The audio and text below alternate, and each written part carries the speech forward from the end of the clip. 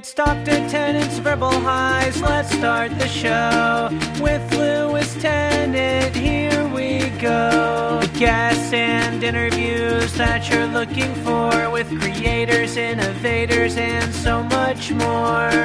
For all episodes and further info, verbalhighs.com is the place to go. Alrighty, welcome to Dr. Tennant's Verbal Highs, a podcast podcasted weekly from a kitchen bench in Kingston, Auckland, New Zealand. My name is Lewis and I'm the host of the show, and I initially aimed to bring 52 shows. The mathematicians amongst you will be well aware by now that that's one a week, but I took 2 weeks off mid-year, had a bit of a chuckly cornetto about that in the middle of the year-long, I guess we call it the first season, if it's analogous to television, the first season. And then the ebbs and flows of life, of real life, of growing up, income life set in, because this is a hobby. And I fell further behind again. So over the last few days, quite literally the last few days of the year, I was up to 45, and I've pulled the finger, and I've had 5 very altruistic individuals give up their time to come in and get me up to 50. So I'm doing 3 intros now, this being episode 48, 49 to follow, and then 50, and then that's us for a year. And I'm off to a big podcast retreat we have in Barbados. The big Barbados podcast retreat. As you can tell, it's been a busy few days. There's no Barbados podcast retreat. So my guest today, Mr. Andy Vann, a DJ, sort of a cultural instigator, a music type fellow, officially I guess since 1983 or 4, when he first put down his orange juice as he sat behind the booth as a 17-year-old. And was able to actually step up and play some records from there, more poignantly. And the reason I wanted to have Andy on, not only because I'd met him many years ago and had fond memories, but because I feel he's been missed a little bit from these histories that are now getting written about where a number of things kicked off in New Zealand. So particularly, as he talks about in the podcast, his nurturing of the kind of talent he saw bubbling up in the early probably wasn't even considered as a hip-hop scene in New Zealand at the time, but invested time, money, and inspiration and perspiration into some quite formative early acts that went on to a compilation called Proud, which some of you will know, a quite seminal 1994 compilation of Pacifica hip-hop artists. But as I say, there's kind of a gap there in certain circles in terms of Andy's influence. Okay, so we'll do some audio couture today rather than some audio culture. Like the show, if you're new, there is a backload of episodes, as I've mentioned earlier on. You can go to iTunes, they're all there. You can go to my site, verbalhighs.com. I'd love it if you supported the show just with a click of a mouse at Verbal Highs Podcast on Facebook or Verbal Highs on Twitter, or both, even ideally. When you go to iTunes, you can actually, as well as subscribing, leave a wee comment or a star rating. That'd be great.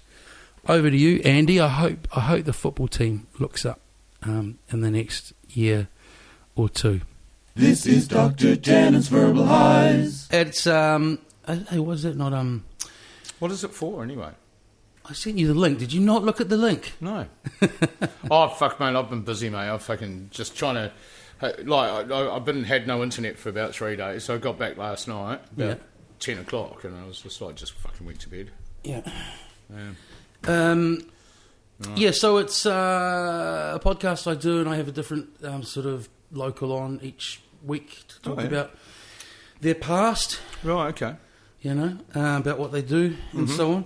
So I've had Greg on, I've had Bobby Brazuka on, I've had some other DJs on. I can't remember who else. I'm up to nearly 50. Right, okay. That's pretty good. Yeah. So we'll kick on off. Okay, cool. Yes, it is just an open conversation, so just goes where it goes. Right. Might end up talking about football for half of it. Yeah. Are you going to get too hot there? Are you in the sun? No, that's good. Okay, if you do, just remember to pull that down. I'll put my sunnies on. Yeah. There we go. Yeah, no, it works out quite well because I got the day off today. Yeah. Took the day off work, so it works out quite well. What'd you take the day off for? Oh, fucking, just like it was after the wedding and... Yeah. You knew you'd need a day Oh, or no, two. no, I'm meeting up with a friend and her kids later for as part of my birthday shit. Did you know there's a Marshmallow in the top 5 singles chart? How do you feel about that? A what? Do you know there's a guy who puts a marshmallow on his head and DJs? Really? And he's one of the most valuable DJs in the world right now, and he's in the top 5 in New Zealand. Is that right? I just thought, what has happened? Who is he? What has happened? He's DJ Marshmallow. Is that his name? Yeah. I've never heard of him. I'm not surprised.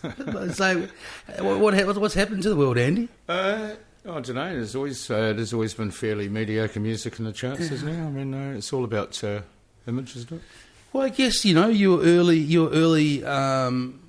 My guest today, by the way, is Andy Vann, who was about to say is an early instigator in both the hip hop and dance music scenes in Auckland, and have kind of promoted and organised and produced music, which we'll talk about later, and DJ'd from, depending on where you read, mate, either 1983 or 1984. Do you want to put a date on it? Oh, somewhere around there. Yeah. Yeah. It's a while ago. I was still at school.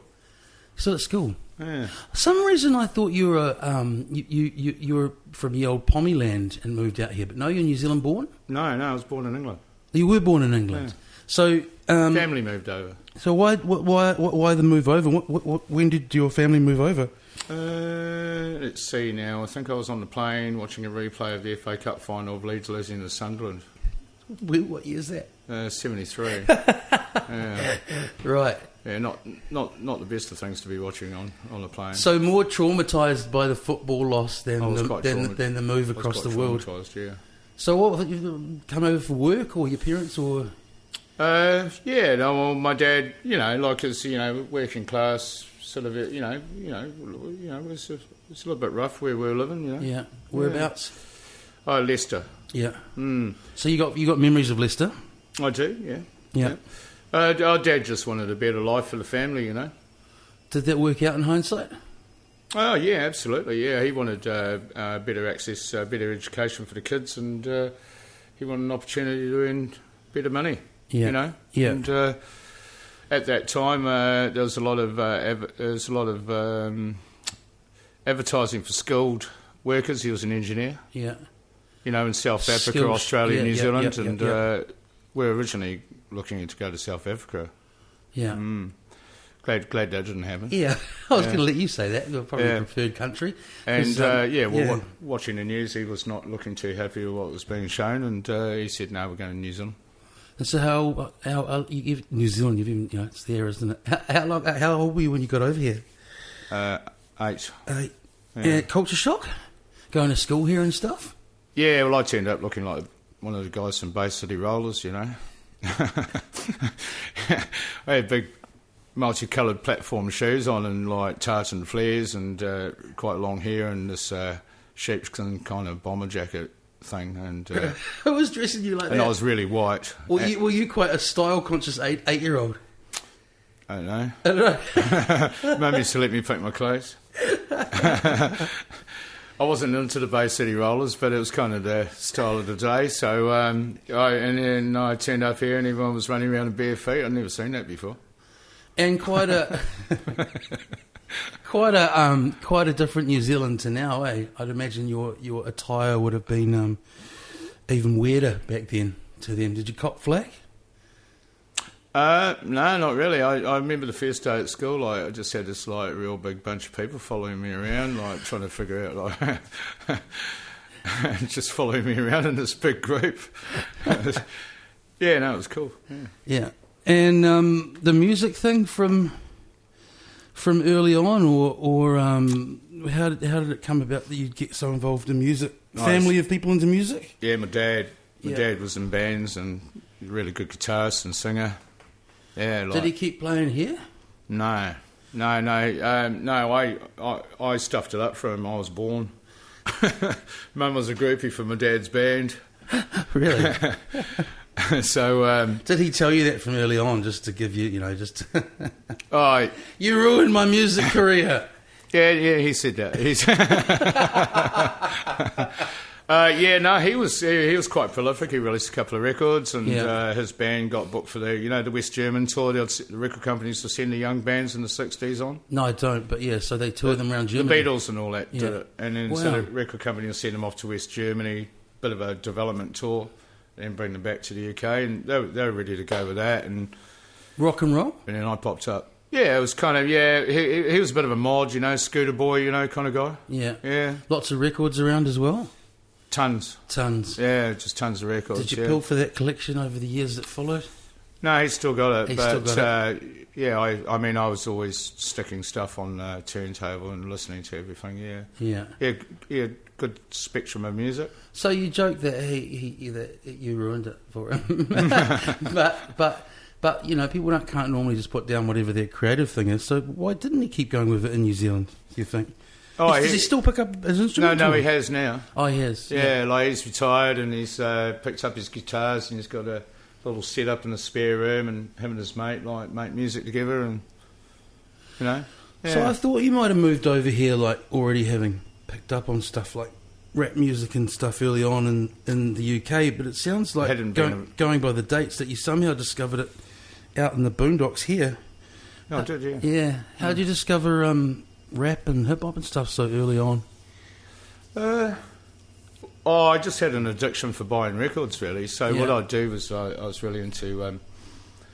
I used to subscribe to Enemy and Melody Maker and magazines, and then I used to read reviews of albums and have a look, see what type of musical instruments they were using, and see if what technology they were using, especially early 80s stuff, late 70s. It was quite an interesting time for music, and then I used to just go in and just order the records and just see what they'd sound like when they turn up. Just go by names and... So I ended up with lots of electronic stuff, and then I ended up with early electro stuff, and and then and it was there anyone Dad else? was into soul and funk as well, and so he'd buy me Fatback Band and things like that. So while I was at primary school, I'd have Fatback Band album or something like that. You know what I mean? That's pretty hip for even a primary school kid now, let alone back then. Yeah, I used to just kind of be into my own music, really, and That's what I was going to say. So, were you ordering stuff in from teenage years onwards, or even younger? Yeah, I used to work all these part-time jobs just so I could pay for records. Just to pay for records, yeah. But was there anyone else ordering the same sort of stuff as you? There must have been a handful of people over Auckland. You must have, even. Ended up over the years. Ended up meeting people and played football with some dudes who were into kind of similar music, and they're a bit older than me and that. And so you're a football-playing, Fatback Band listening guy dressed as one of the Bay City Rollers. Well, no, Bay City Rollers was when I was 8 years old.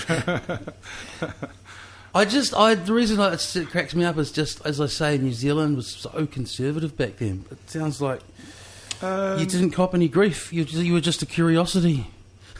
It was just first day of school. I quickly readjusted myself. Right. Didn't pick up a rugby ball though. No, I wasn't very good at rugby. No. And what about putting two and two together and realising that people actually go out and play records as a thing? Where did that penny drop? Don't know. Didn't even really think about it. I used to just tell everyone I'd sort all their music out for the parties, on the weekends. By the time I got to college, and I say, I'll sort all the music out because I just had tons of music. Yeah. And so I'd, have tapes and records, and so I'd have a tape deck and a turntable set up, and I'd take my stereo in there and put it in someone's garage, and away we'd go, and then started making 2-track reel-to-reel edits, splicing up the 2-track and sellotaping them together and getting the beats on. So you intuitively picked up the idea of matching beats without knowing or seeing anyone do it? What? No. It was just kind of more just kind of... It wasn't like mixing, it was just like making sure that there was no gaps and it was all in time. Yeah, like a pause tape. Yeah. Right. What about going out to do it outside of parties? When did that kick on off? Oh, yeah, I was still at school. Yeah. It was around about 82, 83. Yeah. But it wasn't until 83 I played in the club. Yeah. Yeah. And how I did like functions like 21st and things, you know. And so the stuff you're playing wasn't too esoteric and weird for the early 80s? No, not really. No. I don't know. I used to just kind of like just whack on anything I liked and kind of hope for the best, really. So like it'd be like, you know, like one moment it'd be like Earth and the Fire, and everyone would be up on the dance floor, and then it'd be like bloody Cabaret Voltaire, and everyone walk back off again. Trial and error. Trial and error. And I was like, okay, all right, I need to have a think about this. And then you're a high school kid heading off to Zanzibar in the early 80s. Oh, well, I tried to get into Zanzibar for a long time. They kept turning me away because I was underage. But Clive, who was one of the owners, he was buying records at Sounds down Queen Street, and he used to see me in there picking up a bag every Friday night, and then I eventually managed to get in, and then kind of bumped into some other dudes who were from my neighbourhood, but they went to a different college out sort of East Auckland way, but kind of knew them, and then so I sort of ended up becoming mates with them, and then eventually after a lot of pestering, you know, I was allowed to sit in a DJ box.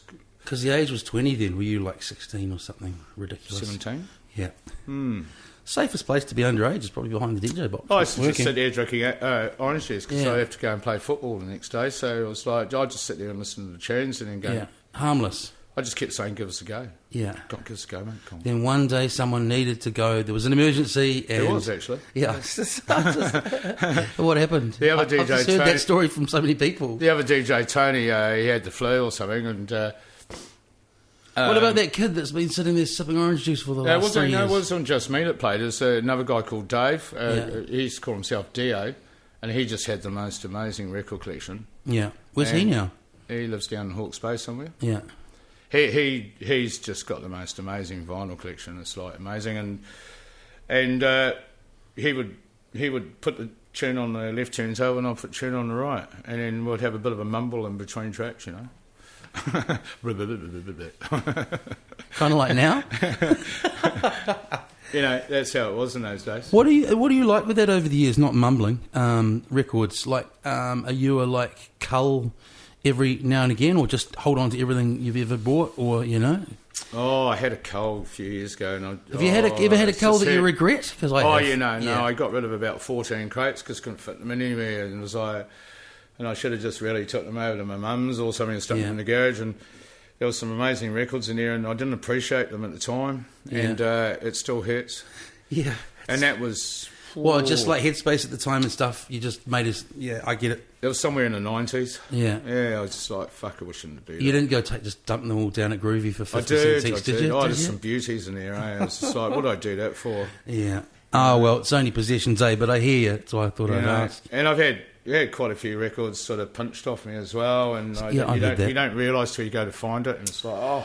I sussed out years ago when I first started playing that I was losing records, but I think I sussed it about 6 months in, and I realised because I've always played a lot of different genres, I'd kind of have, that's how I'd keep my head sorted in my bin. I was always losing the same style of music. Yeah. And I was like, it's everything from the back, from the same place, you know, each week. And I kind of pretty much knew who it was, but what can you do? And you know what? That's like, it's the mid-90s, and that story still pisses me off when I tell it. I got into a frame of mind where originally I was like a collector of records and just into music. Yeah. And it was quite multi-genred. And it was, you know... And then later on when I became like a professional DJ and I was touring and everything, and I was quite specialist with my sound, and the music became work tools. Yeah. And so I became like less about being a collector of music as more about actually getting my sound right and then being work tools. And so a lot of the other music I took for granted in my collection and didn't appreciate this amazing music. Yeah. I stopped appreciating it, and then it wasn't until later on, like now, when I'm like, that's the stuff you got rid of. I wish I had those tunes. So I've been going back and getting them digitally, and then so I can play them at home and just appreciate it. I so relate to that when I was like, oh, I'm a DJ now, and that's the part of it. Yeah, that's the first big sell I did before I moved from Wellington years ago, was I got rid of a whole lot of stuff that was like, oh, that's not DJ, and now I fully regret a whole lot of stuff with it. And some of it was stuff I'd inherited from relatives. But, you're a professional DJ, you're going away touring a lot, you've got people in front of you, you've got to be good, right? So you just, your headspace is focused on that. When do you think you were most... what was that period for you, Andy, of just like that's what you were doing, full-time, full immersion? Like most of the 90s, or...? Let's see, when did I go? I think full-time was... Full-time, where I just chucked everything and just focused just on that was 86 through to about 2004 or 5. 2004. Were you tired at the end? That's a long run, man. What I mean is it's kind of an upside-down life in a lot of ways, isn't it? Working at night. Yeah. I was like pretty much a teetotaler for like 15 years. Yeah. I wasn't even meaning drinking or whatever. I was just meaning it's an upside-down life. It's travelling and dark rooms and, yeah. Mate. Came through the other end. Mate, it was just like totally all about like the longer the set, the better, and just getting a buzz. And just so what you do is you if you work it and work it and work it, and you just... You get this experience and it comes back at you, and you get this energy comes back and your cheeks tingle. Yeah. And that was the buzz I was after every time I played. Yeah. Would you go for those, try to get those Tenaglia length kind of 8-hour... Will you ever book for sets like that? I've done 16 in a club. Yeah. No. In New Zealand? Yeah, I had telephone night. Wow. There was all these special licences given, and there was only ever one DJ per club. Every night for me in the 80s was 8 hours. Yeah. It was pretty rare for me not. I'd start like, 9 till 3, what's that? That's 6. 6, yeah. So, sorry, 6 hours. So I'd go 9 till 3, so 6 hours, and I do 5 nights a week. Yeah. So, yeah. But not that... I could do 8 hours easy. Yeah, but... Yeah. You don't start playing well until you've been on for 2 hours. So it's crazy. You must find... I always find it crazy when I see those lineups of like 12 people on in a night and you all get 40 minutes each or whatever it is. It's very unsatisfying. Yeah. It's just the way it is these days, though. Oh, is that how it is these days in general? 2 hours, yeah. I mean, like, I think the promoters are after all that social media connection and all that, and as many names on the flyer, the better it is, right?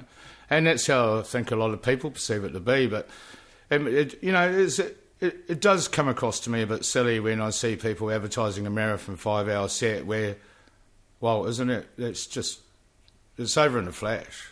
So it's not marathon at all. Yeah. And it doesn't make a lot of sense to me, the marketing value of that.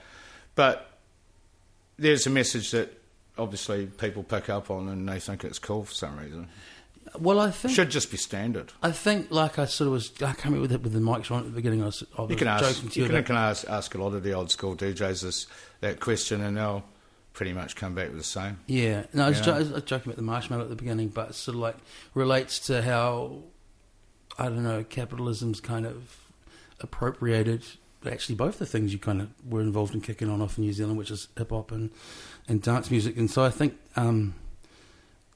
the whole, I don't know, the marketing and everything's like those parties are a different beast now, aren't they? They're more like kind of like spring break or something. It's a different approach to maybe what was in the past. Yeah, it's a different approach, but you just kind of know what I'm meaning there. But as an individual person, you just go and kind of find where you want to be.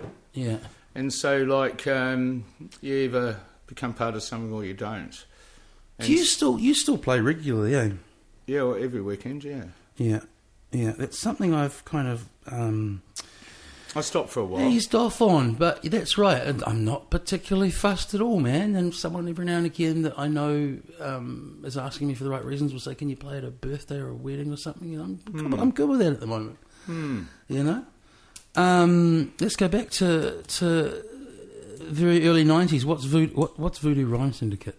Yeah. What is that? That was an amazing... What's a Voodoo Rhyme Syndicate, bro? There's some water there, man, by the way. Cheers. That was about 3 years of my life that was just amazing, really. Yeah. I think you should elaborate. Something you started, something you became a part of? Yeah, I was pretty young. I just really wanted to... God, I really don't know what happened, really. It's hard for me to explain. Okay. Better question. What was it? A collective of people who started recording music and... I was, obviously, like, the whole, like, late 80s, like, sort of late 80s, hip-hop started coming through, and good hip-hop, too. Yeah. And same with R&B and soul as well. There was this big wave of music coming out of America that was just, like, amazing. What was late 80s soul and stuff from the States? What sort of things? Oh, a lot of it in New York. I was into, a lot of that New Jack Swing stuff. It wasn't commercial at the time. It sounds commercial now, but it wasn't commercial at the time. And there was really amazing hip-hop coming out of, like, different parts of the States as well. It was the same with soul music as well. Yeah. And I just kind of swept up in that. And then I was seeing lots of, like, really talented, young, raw talent people. There was this whole wave of this amazing talent coming out of, like, Polynesian type communities and it was raw. Were you living out south? No, but I was playing. I was living in town. I was playing to. That was kind of a lot of the crowd that I was playing to. And so how it's like quote unquote seeing it? Were people like doing little raps and stuff, or dancing and singing, and you were just seeing people burst? I just found myself really drawn to it. There was a lot of talent contests going on around Auckland at the time. There was this big wave of stuff going on, and I just found myself like going along, and just seeing these really amazing people, like, and doing what though? Rapping, performing, and I don't know, I'd done a few dance parties. They're pretty undergroundy ones, a bit of acid house and one room, and then hip hop in another, and then I kind of wanted to go something else, and I wanted to. Any revenue that we generated, I wanted to put back into, like, actually kind of trying to help develop this talent. Yeah. And so I went out to these talent contests and picked out what I thought was, like, strong potential and nice people at the same time. And I was pretty young too. I was going to say, how did you say to them, I've got, you know what I mean? Like, how did you get them under your wing? You're just a good talker. I just went up and said hello and just said, "Oh, hey man, that was cool. Like, really enjoyed it. I mean, hey, if you guys want to catch up, we can make some beats and like." Yeah. So you were making stuff by then. Yeah. And it was like, took them into BFM, and then I'd pay for 3 demos per session. Yeah. And they're pretty raw demos, and come up with instrumental backing tracks, and then I started putting on these big shows at the power station, and is that Voodoo Rhyme Syndicate? Yeah, and then I got these kids up on stage for this experience, and they'll do 3 songs, so not too much pressure on them, and it'll break up the party really nice, and so I'd have 3 acts per party, and we were getting 1,000 people. Wicked. So sort of like a dance party kind of structure, and then 3 live PAs throughout between the DJs. It was like, and God, people just turned up and everyone was into it. They were amazing. So again, like we're putting on ourselves. But I wanted it to. I didn't want it to just be, you be a promoter and you earn money and you I hear that. Around in a really nice flash car. You were trying to build. So put all the money into the studio. And did you get a studio built up that way? Well, no, I didn't get my own. I paid for the recording time in the studio. So we went demos at BFM. And then we're going to the big studio at Uptown, and that was expensive. Yeah. Yeah, right. So I had like half my wages for about 2 years just going into paying for recording for these people. And what came of it, man? Did you get vocal trainers and everything? Yeah. Just went for it. Yeah. And it was awesome. Yeah, it sounds amazing. And a lot of those people still kicking around performing now? Not really, no. No. I mean, God, they're not that much younger than me, but it seemed like it at the time. Yeah. I mean, these were like 15-year-old kids and stuff, the problem was that we put all this time and effort in, and then you got the record companies, and then you got all of these other corporate people, and then you've got other music industry people, and they were older than us. They were older than me. And they were around older that, than them, around and that time, older than you there'd be a bit of racism in there towards, like sound wise and stuff. I got sent legal letters that I wasn't allowed to repeat some things that I'd heard because I was ready to go. Some stuff you heard in boardrooms. I came across some massive racism issues. Yeah. Came across like with radio, with videos on TV, within the record companies, within the actual recording structure, and some extremely dishonest people that just turned around, took a lot of credit for work they didn't do, and ripped off a whole bunch of young people. Right. And stopped them because all of this work had been done, it had all been paid for out of what we'd done ourselves, and they then went and took the money. So that money was supposed to come back for the development of those people to help them become better again. Are you meaning some big and big label? And at the end of it, I had no money left. I couldn't do any more. Yeah. It had been enough stolen off me and my friends. Yeah. And it was not easy. A big label did this? Label. Yeah. But label, publisher, studio. Yeah. There's probably not much more I need to say. Yeah. And it's the music industry. And it's happened to other artists that came out of that collective that pushed on. And so how do you mentally deal with that? Just time. I stopped. I had nothing left. I went and recorded. We got 9 tracks into a Semi-MC's album, and I just couldn't do it anymore. Yeah. Yeah. I really had to turn around and put some focus into myself. Big time. Yeah, it sounds like it. I ran out of steam. I was quite angry. Yeah, I mean, I hear you. It's like, everything you just explained. And I was still pretty young, man. I was like, it was a big experience for me, yeah. You know what's funny is you always, 90s, we'd met a few times because I was from Wellington. I think I lived up here for a brief period of time. And the same thing you said, how age difference seems bigger then. I was like, you're always the bit more adult DJ to me, and you posted some other photo of yourself in the late 90s the other day, and I was like, Andy's a little kid. Because it's like relative. I don't know how old you are, but I was like, he's that older Auckland DJ. Man, I was DJing some gig the other week, and I had this big dude come up to me, and he comes up and gives me a big hug, and he goes, mate, you're just like a father to me. Yeah. And mate, this dude's mid-40s. And he was like one of the DJs for Pacific and Descendants. Yeah. And mean young DJ too. And and he goes, oh man, my mum still asks about you, and you need to come over and meet my wife and my kids. And mate, it was just like, this guy looks at me like a father figure, and I'm only like 5-6 years older than him. You know what's nice about that story? Like let's stick that next to what you just. But that's what Voodoo Rhyme Syndicate was all about. Well, that's right. And then I saw you. I saw the frustration all these years later, even when you told me that story about the business side of it.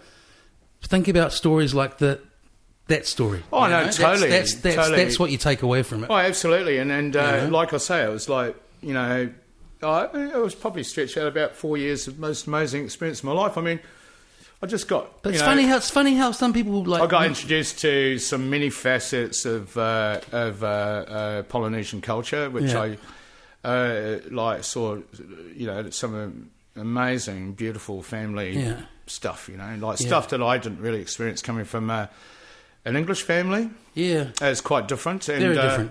Much more collective approach than just us beautiful honkies. People and, people that really cared for each other. And, and I was accepted big time. And, I was just this little English guy, it's like... I was embraced big time. Loved it. The whole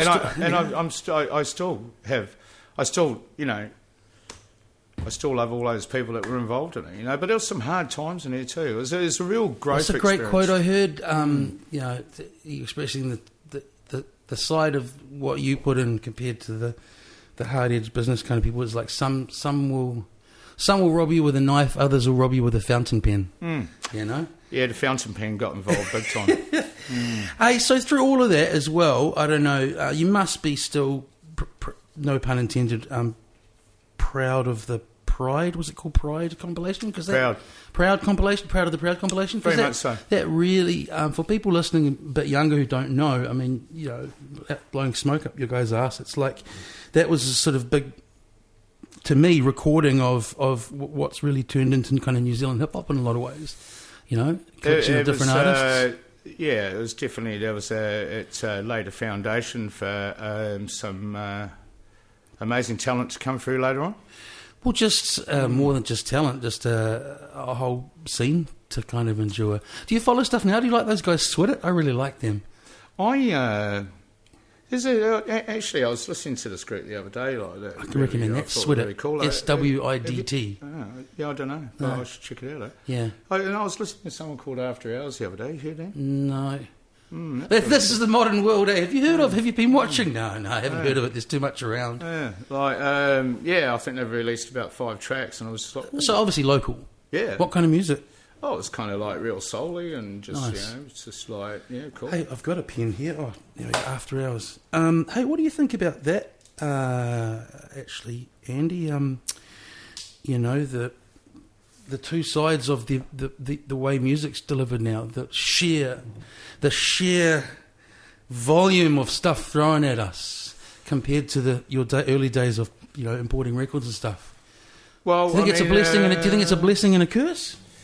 Oh, there's two sides to every coin. Definitely with that one. The shades are off. We're going deep. The sun's gone down behind the clouds, so it's good. It's really good that I really enjoy hunting and trying to find tunes. Yeah. And it's the digital age has really helped me be able to play lots of a bigger variety of sets. You a Serato guy now?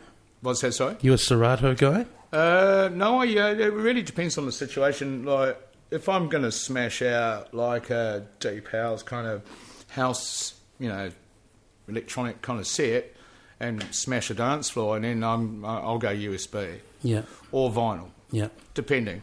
And then if I'm going to play kind of in the bar kind of situation, then I'll use track to vinyl. It's kind of like got more visual aspect to it, and and it kind of feels like I'm actually doing something, Yeah. You know what I mean? So, I do. And I can't go 100% vinyl with that because I can't, to refine my sound, to get the energy right, I can't have a broad enough spectrum of new music to compile. Yeah. And so, otherwise I would go vinyl. I think I took you off the other point, thing you were talking about that I asked you about, the sheer availability of music. So you're into it. I think one of the negative sides, or less positive sides, is I feel like I think it's amazing and it's great that everyone can get a wee box and bang out some music these days if they've got an idea in their head. But I do feel like a lot of music hasn't had that proper production treatment, like a big New York studio tune of the 90s. Oh, no, I think a lot of stuff, the ideas are really great, but they don't sound big, they haven't been mastered. Or yeah, you're right, but that music tends to, that's up to you as... there's always been bad productions, even stuff that came out on vinyl anyway. Yeah. And then you had stuff that was good pressing and bad pressing, bloody-blah. Yeah. And it's up to you as the consumer to decide whether or not you're going to accept that or not, right? Yeah, so, but I just think there's more. I just thought of an expression. There's much more farm. There's much more straight from the farm to the table now. But I reckon, from a New Zealand music perspective, like from a lot of the music that I've been listening to locally, that the production standards here are a lot higher than what they were. Oh, that can only make sense, right? When we were working with our stuff, I mean, we came out with good production standards, and I was quite proud of it. But like, I'm listening to some amazing production. I mean, just look at somebody like Tukitane. Sounds amazing. That guy's going to end up getting a knighthood, isn't he? Yeah. I mean, look what he does. Yeah. I met him. When I met him, he was he's always had the charisma, bro. But when I met him, he was the little like thrash metaler sound guy for Salmonella Dub. He hadn't even got up on stage and started singing with him. But I remember that. You know what I mean? I remember that meeting, his charisma and talent. So you either decide to buy that music, or you go and buy something that's produced really quite badly. shitty, right? Yeah. And you've got the same, I have the same thing going on when I'm buying music for my house music sets, right? There's some really top class productions out there, and you just need to know where to go. Yeah.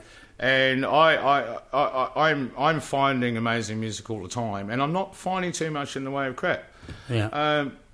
Because I could do if I went for the obvious, but I know where I'm going and I know where to look. Do you shop on particular websites or promos? And I'm not I do, yeah. I'm not asking for you. It's like asking for your secret surfing spots. Yeah, I do. Like He just gave me a look like I'm not going to tell you where. No, mate, no, it's quite simple, really. If I'm going for, like, my more analogy kind of like American sound and I've got it quite rich and full in the frequencies, I'll be going to Tracksource. Yeah.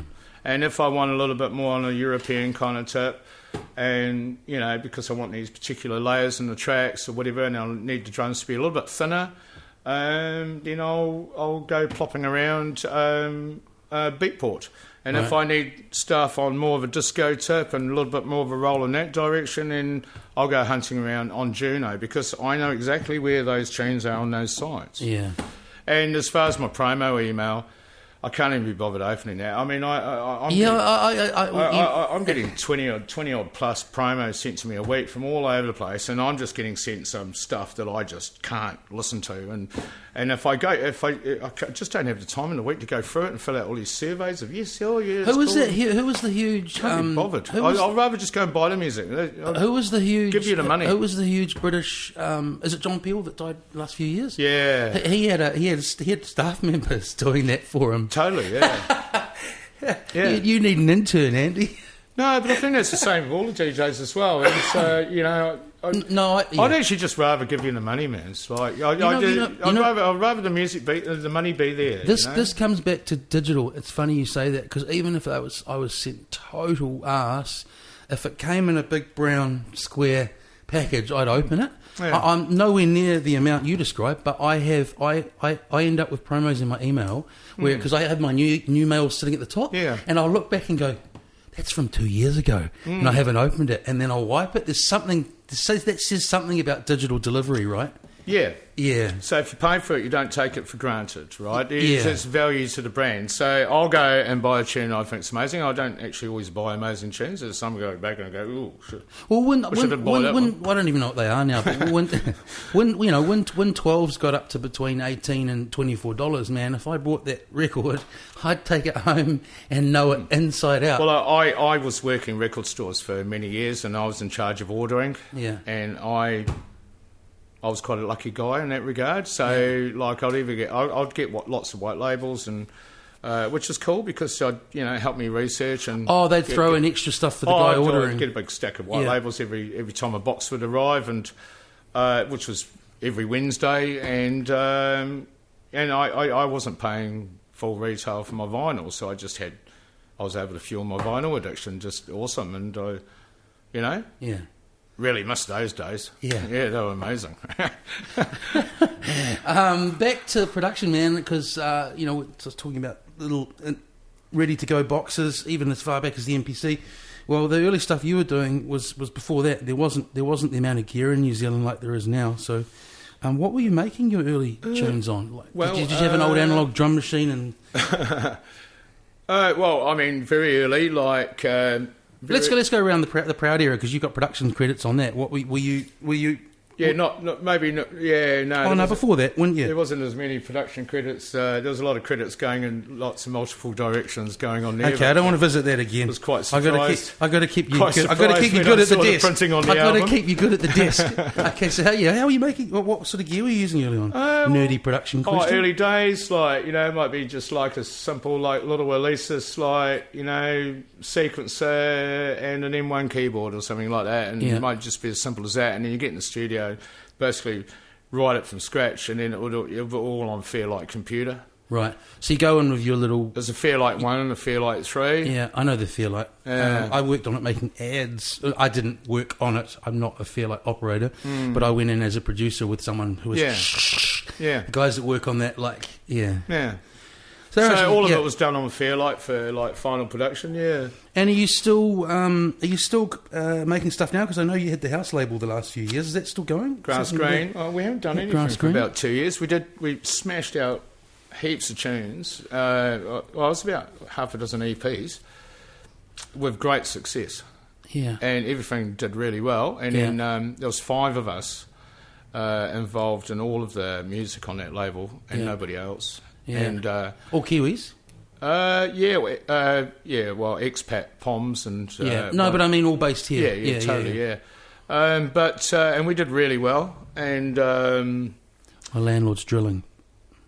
what's that? My landlord is drilling. Let's hope it doesn't hit. Maybe you can't hear it. If you can't hear it, that's fine. I can feel it coming through the It's table. all good. Yeah. No, we did really well, and got top of some charts, and got a lot of feedback from overseas, and people wanted us to go and play and all that. But at the end of the day, everyone had a lot of stuff going on in their lives, Yeah. on a private level. Yeah. And people needed to go away and basically focus on getting their shit together, really, Yeah. to be honest. And Yeah. the last 2 years, that's all gone a bit on the back burner. But, I mean, there was intention to bring that back sooner rather than later. I mean, there's some work going on in January. Did you press records up? Released one vinyl, the Monkey Boots. Where do you do? I think that's the one you promoted me digitally that I did open and listen to and enjoy very much. The Whitworth Strut one. It was Whitworth Strut, and there was an Andy Hart remix. Where do you get impressed these days? Greg Wilson edit of it, yeah. Oh, I love his edits. The Talking Yeah. Heads one I've got's nuts. Where'd you get it pressed overseas or? Yeah, we got that organised through Prime in London. Yeah. Yeah, and we've got a good mastering guy in Bristol. Like, he's really good mastering analogue, and everything was coming out analogue on that label. But if it goes in digital, how does it come out analogue? I've never understood that. Yeah, well, I mean, through the whole processing thing, it was all analogue processing. Obviously, it was we would send a WAV file, which is digital, obviously, but the signals, all the frequencies are quite big and round. Are you following this, everyone? It's just nice and warm and round and big. Yeah. and then we'll get it over to Bristol, and he would make sure that it was all mastered nice, round, warm and big. I mean, that's all we wanted. There's a track name in that. That's all we wanted. Nice round. Yeah. Because we just wanted everything to sound full. NRWB. Does that make any sense? Yeah, it does. NRWB. That's a track name there. Nice round. And I mean, that was the sound behind the label, and everything that came out on that label has all sounded nice, round, warm and big. Warm and big. Yeah. that was the goal. And then, in and amongst your entrepreneurial spirit, while you're playing music and so on, you or not entrepreneurial, your spirit to kind of get stuff happening here. You start touring some quite big names from overseas in the 90s. Yeah, was that start in the 90s? Yeah, I think so. Yeah. When was that? Red Zone, mid 90s. Oh yeah, well, Red Zone. Yeah, that was good fun. So did drum and bass wise before that, so that was good. Yeah. Were you a drum and bass guy from Roto? Dave and myself. Yeah. Oh really? Yeah. Who'd you bring over early on? Well, we only did one international. Might have been Groove Rider all the way back then. Dave went off and did Subtronics. Yeah. Obviously. Yeah. Who was it? Can't remember his name now. Groove Rider? No. No, they come later on. Ed Rush? No. He's more of a jump up jungle guy. Not Aphrodite. Yeah. Yeah. Gavin. With the mullet. We used to put on drum and bass wise down at Bob. Yeah. And Hotel de Bretts, and we used to go out, chop a jungle down and put up all this camo netting and stick lads on. And chop a bush down and try and pass it off as jungle. Have a great party. Yeah, so we did that and at Bob and up at Papa Jack's, and it was nice, round, warm and big. It was good. Yeah. And so, pre connected world like now, how do you start sourcing these? Because it was a lot of American house DJs, or was it a good mix of both aisles? No, there was English in there as well, Yeah. because the DIY boys and Terry Francis and people like that. And then the American was very Chicago, San Franny, kind of influence. Stacey, one of the Stacys from memory. I think I went to that of yours down the box. Oh, we had the Brick Rouge thing. Obviously, they're French. But how does one get in touch with Andy or vice versa back then? You just working at the record shop and stuff. Some faxes sent at 3 a.m. Yeah, it was kind of like that. I knew agencies, like there'd be a few chats on the phone and things, and then there was connecting through friends, and I met people while overseas and just had struck up personal relationships as well, you know. Yeah. Like over in Chicago and San Fran and places like that, you know, it's cool, yeah. Were they worth your what? It's a big network of mates, really, isn't it? Yeah, that's right. But obviously, like quite, what's the word? It was all blown on up to a wider range of people in New Zealand at the time. So, you know, probably... It was blowing up everywhere, wasn't yeah, it? yeah. It didn't matter where you were. But I was saying, like, you know, like you pointed out before, not necessarily why you do it, but you don't want to lose money either. Were they sort of quite worth your while at that point? Or a labour of love? Oh, it's a labour of love. Yeah. I mean, but covered the costs. Didn't lose. No, you don't want to lose. No. Yeah. No, it was all cool. I mean, like, some of those DJs at that time were charging some astronomical amount of money, and we were in bidding wars against, like, Melbourne and Sydney with big populations, and we were still coming up with the fees. Can you say all these years? Difficult, Can you know, say all these years later what sort of money that would be? Like over 10k sort of money? Yeah. Yeah. Yeah, it depends who you were, but like someone like Mark Freena was charging like 15 grand a gig, you know. Yeah. So someone like Derek would have been that or more. Yeah, it's always around about there. Yeah. And so if they dropped, I suppose they've dropped significantly like, now. You can make that Australian or New Zealand dollars, you know, 15k somewhere around there. Oh, true. Plus all the extra bits like accommodation and everything else. Yeah. Yeah.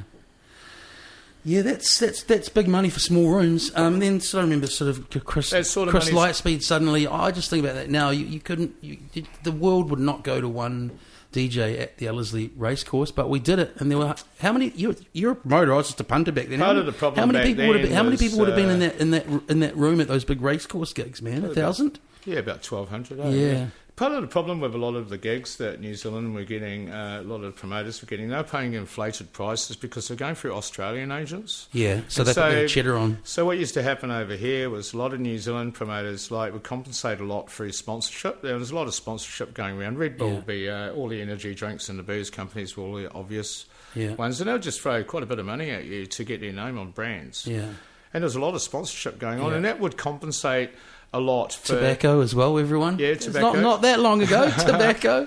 But so what used to happen was the Australian agents, they didn't really have access to that kind of sponsorship that Auckland had, and it was a pretty amazing time. We were quite lucky. But what would happen was the Australians would always mark up on the original fee by quite a bit. Right. And I know that someone like Chris, and because he didn't make the money that he probably deserved to make, and he took a loss on some. He took some big punts, you know, especially on a Kenny Dove. And but those Aussies were marking it up and treating Auckland as though it was a big city. And Auckland, you know, it's a pretty reasonable sized city, but it's not a Sydney or a Melbourne. Well, Sydney, you got the population of New Zealand in one city. Yeah, so it was hard yards. It was hard yards to be making it work, and the fact that they were working, and the costs were being covered, and everyone was having an amazing time, was actually just quite an achievement in itself for anyone that was putting on those parties at that time. And Auckland actually just went off. I took my It was amazing. And Wellington the same. The stuff that was going on down in Welly was... don't you worry. Yeah. You were there. Yeah. I went down a few times and jumped in the middle of all that, and it was great. Yeah. I took my Guns N' Roses loving friend to Derek Carter at the racecourse. Yeah. And I think he tugged on my arm about halfway through and goes, Lewis, I get it now. I get it now. Yeah, no. Lots of converts around that pretty time. amazing time. I mean, you know, yeah, it was great. I disappeared from... I didn't appreciate it at the time. Well, look, hey, I think... I do now. Yeah, but, you know, hindsight's 20/20 and, things just happen, and you're in the middle of them. But I still go out now, and I still go out now and have a dance. In fact, I dance more now than I used to then, and I actually go out and have a good time with my friends, and it's still just as good. Yeah, it's just a matter of like great music and with great people, and that's always going to be there no matter what. So what happened? Well, yeah, no, totally. Well, we've been moving to music since the dawn of time, haven't we? So what was happening in Auckland that we had such a good relationship with all these sponsors? Just a smaller city, maybe. So it's sort of like, because you're saying it wasn't happening in Aussie. No, not really. No, I don't think they were chasing it either. I was playing over in Australia a lot, and I was hanging out with a lot of those dudes, and I mean, I was playing some amazing gigs over there. I mean, it was great, loved it, and. Met all the guys doing all the big parties and all that kind of thing, and they weren't trying to get sponsorship. They were just mashing it. They were just having these big parties and filling it. Such an interest. Look, music, dance music, whatever aside, that era's out of it like that to me. Like it was like anything vaguely alternative suddenly became something that all these companies just threw money at, where they wouldn't have done that ever before. Well, it was like, BFM was like, there were sales reps there on over 100K once you took in their commission and stuff, Totally, yeah. I got a little bit upset by it all, actually, to be honest, because weird. I sort of, I just saw the whole thing going a little bit corporate, and I felt that everything was going to kill it, and I think it did. All we've got to do with the marshmallow on his head in the top everything five. just went like it was underground. It was underground, and then all of a sudden, all of these non-music people get on it and go, oh, look, I can make some money on this. And, and it all became all about big fluffy pants and everything, blah, blah, blah, blah, all fluffy. And all the music went all fluffy as well. Yeah. And it was like, everyone was just in it it was all these people just in it for the money. And it was just like, well, the essence has gone away. Mm. And I repeat, there's a guy with a marshmallow on his head in the top five. But there's essence. There is essence. And there is it. And the underground never went away. And be it all the wonderful genres of dance music, the underground's always been there, and it's had moments being strong and moments not being strong. And right now, and Tim Finn's ridden through it all, and has got 78 houses and does very well in those big parties, bringing out people with things on their heads. Well, he's taken a lot of risks. Absolutely. Good on him. Yeah, no, good on him. But the scale of those. Well, people that take risk and are brave and find success, you can only but congratulate them, really, can't you? Yeah. You know what I mean? Yeah. Football. Come on, school me up a bit here. Who's your team? Leeds. Yeah. How passionate are you? Have you been back and watched games and so on, or do you follow it from afar here? I do. Yeah. Yeah, I follow Leeds United. I check constantly every day. Yeah. Absolutely, without a doubt. It's like one of the first things I do in the morning is I go and see what all the news is around Leeds United. Yeah. And how have they done over the years? Have they done you proud? Who's Greg's team? Middlesbrough. Right. Okay. Yeah, I think Middlesbrough have done slightly better than Leeds. Last 13 years of my life of football has been an absolute nightmare. But you've stuck with them. My mates that follow great teams. Well, actually, I won't say that just in case they're hearing. But you got like Chelsea. You got Dave Roper. Yeah. You got and then you got Man United, which is kind of everyone. Yeah. And then you got Liverpool and all that. And it's like all of my mates that are following all that. They're all like, we used to have lots and lots of banter, and Leeds would beat them. And that hasn't happened for quite some time. But I like that you stuck with them. You haven't. Your arms are crossed. My dad, though, was Leicester City, and I was quite stoked for him because when they won the Premiership 2 years ago, and I was quite stoked that he's got to see that. He's 75, and Leicester City won the Premiership, and that was awesome. My team by birth, because Dad's from Islington and came out when he was 13. Do you know who my team would be based on Islington? No. Arsenal. Yeah. That's another sort of really common trope. Yeah, but I mean, of I've spoke to somebody who's lived in that part of London, and he's turned around and said Manchester United, so I just don't even hazard a guess anymore. Yeah. It's like, well, what are you doing, mate? Do you think it's taken off? I think I really prefer watching football, the culture and everything. I prefer that to rugby-based sports. I don't know. It just makes more sense to me. But do you think it's got more of a following since you've lived here? There is a bit more of a football, there's more players and stuff now, eh? Well, the thing is, with me, my culture of growing up was football and music, and it was actually all I thought about. And so, it's so British. I mean, my dad was all about football and music because he became a professional football coach over here. Wow! And I was playing all the time. Yeah. So you were quite a good player, Andy. Oh, well, I'm not going to say that, but I gave a good, solid effort. Yeah. I played at what in New Zealand would be considered to be a fairly reasonable level. Yeah. So I just think there's just more people playing it, and it was crazy. We got which World Cup was it? The one last or before that we actually got in? Was it last one or the one before? The New Zealand team now, the players that they have now... We didn't qualify now. I watched the last half of that game. The team that did not qualify is quite possibly, quality-wise, the best team New Zealand's ever had. Right, so we just got to. I'm out of my knowledge zone here. We got a suck draw. We got to. What happened? We came up against the wrong team. Is that why we didn't get through? No, and they're just not good enough to be at the World Cup. And the last time they're at the World Cup. So do you think it was a fluke last time? No. It's just like if they got drawn against someone like Bahrain on this time, they probably would have gone through. But Peru's like top 10 in the world. Right. I mean, a 0-0 draw and a 2-0 loss away in Peru, and Peru's not an easy place to go and play. I mean, Argentina... Did you hear about all the shenanigans? Yeah. The jet fighters over the hotel room, the fireworks? Yeah, mate, it's a religion over there, of course. That's what else are you going to do? All the other countries have to deal with that, so good that New Zealand experienced that. That's how it is. I mean, they're all complaining... Fireworks and jet planes the night of the gig. They're all complaining about it in the paper, but, I mean, Argentina went there in the qualifiers and couldn't beat Peru. Yeah. And it was a... Right, wow. You know what I mean? Yeah. So, I mean, a 0-0 draw and a 2-0 loss, I mean, everyone should be pretty proud of the effort. When is it? Next year? New Zealand's not a world-class footballing nation, but, hey, there's some really good... good players. There's some good talent there that's coming through, but...